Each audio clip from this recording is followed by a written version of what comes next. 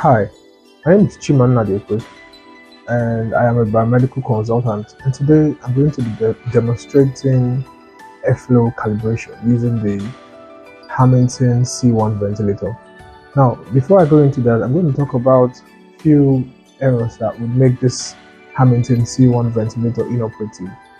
Now, the Hamilton C1 ventilator, it's a portable ventilator that can be used as a backup ventilator in an ICU. It can be used in a dialysis room. It can be used in the emergency room, and so on and so forth. It can also be used in the ambulance. And the beautiful thing about the Hamilton C1 ventilator, it has an internal air turbine that absorbs air from the atmosphere and all that. So you don't need an oxygen compressor, sorry, an air compressor. All you just need is oxygen straight up to ventilate the patient. Now, there are certain errors that you need to look out for when trying to, power or use the Hamilton C1, portable ventilator, and it's narrowed down to the graphic user interface. And there are certain error code that will display on your screen that you should look out for. Now, you'll see a technical error of error code of 2830006. Now, what that means technically is the time, like the time and date, is incorrect in the machine, so you need to correct that. Secondly, it could actually be due to DC issues, like the DC batteries are bad, so you need to do a change.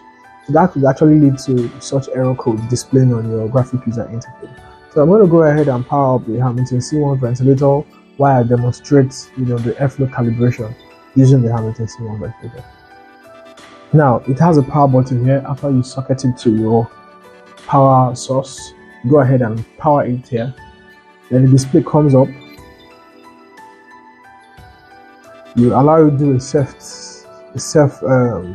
test run for about 1 minute to thereabout, and we're just going to wait while it does that.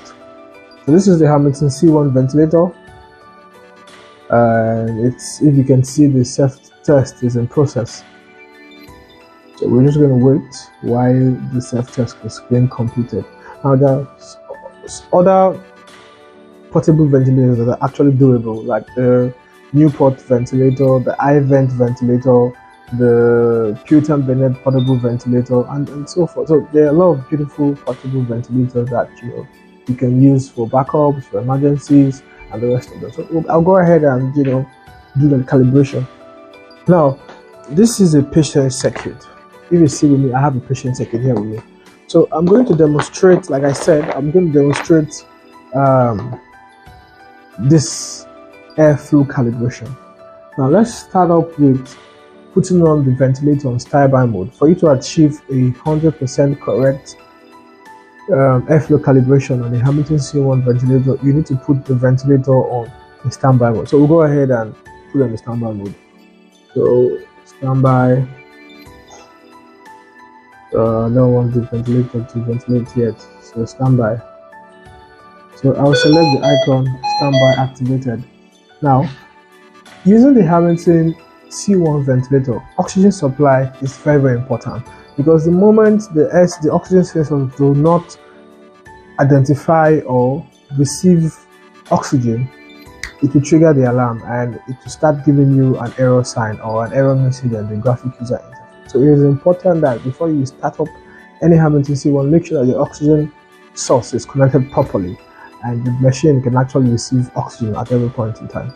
So I'll go ahead and put the machine on the standby mode, and secondly, you go down to the icon where you see system. So I click the system icon, then it will show us test, calibrate. To bring four icons actually: info, test and calibrate, sensor on and off, and day and night. So I'll go ahead to select the test and calibrate. When I hit the calibrate, you see the oxygen sensor, the flow sensor. We'll click the flow sensor.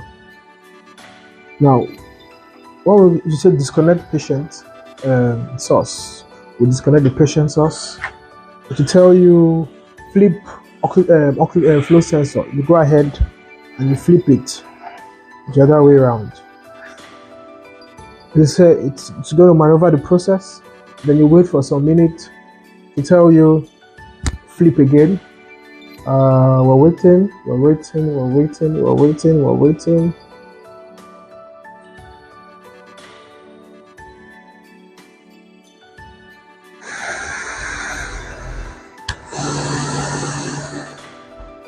Okay, so to turn flow sensor again, you go ahead, you detach it, you turn it to the other part. Maneuver in process, you hold on for some seconds while it maneuvers. Then you go ahead and connect the patient source immediately after the information pops up on your screen. So it is important to always pay attention to what the device is actually telling you at every point in time while calibrating for easy calibration. Oh, it didn't pass. So let's do that again. There was an error somewhere. To disconnect, it's going to turn. Maneuver in process.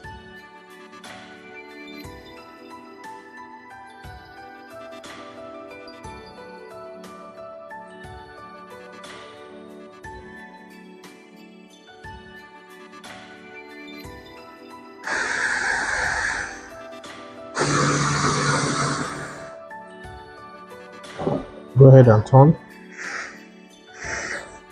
Maneuver in process. You show me connect patient source.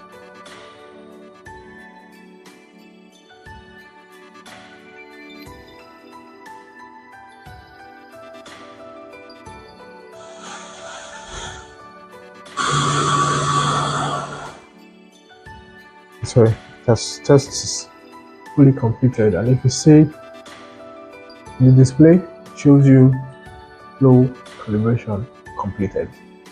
Thank you so much.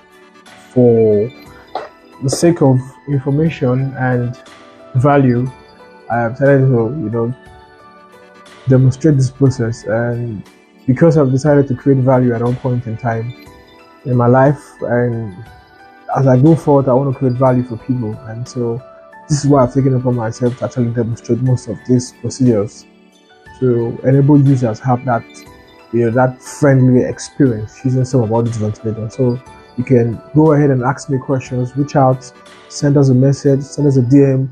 We'll be glad